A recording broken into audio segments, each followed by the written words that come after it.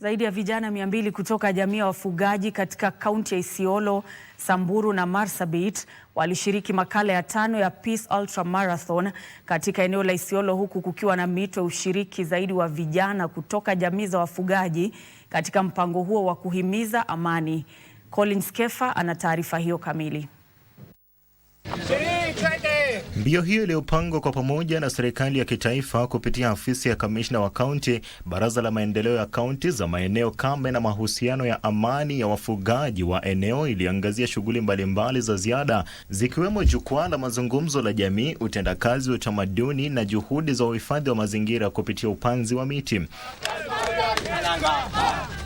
Akizungumza huko Kipsing ambapo alifungua hafla ya kila mwaka, kamishna wa kaunti ya Isiolo Chaunga Mwachaunga alisisitiza umuhimu wa vijana kuongoza katika juhudi za kujenga amani. Ningiliwaomba tu wananchi wote kwa heshima kubwa kwamba sisi sote tupige vita swala la wizi aina yoyote. Meneja wa mipango ya baraza la maendeleo la kaunti za maeneo kame Sayana Lembara alisema kwamba hafla hiyo imekuwa kwa zaidi ya miaka 4 iliyopita, hivyo kuchangia utangamano wa kijamii na kuimarisha uhusiano kati ya jamii jirani. Leo hii tunaadhimisha mambo ya kukimbia na waweze kushirikiana pia kwa njia hii kupitisha ujumbe wa kuhimiza amani kwa jamii zetu zote. Washiriki waliopongeza juhudi za uhamisho wa umma kuhusu amani na usalama, wakisema imewezesha kukoma kwa wizi wa mifugo kwa miaka kadhaa. Hawa warani wenyewe wakisimama na kushare their stories, like venye wametoka kwa ile mambo na kuiba mifugo, saa hii wamewezeshwa na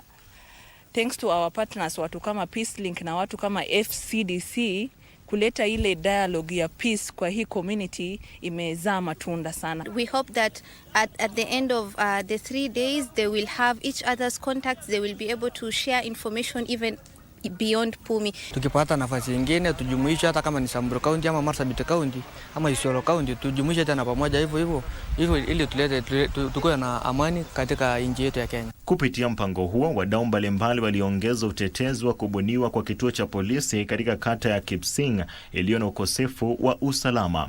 Collins Kefa, Dira ya Magwiji.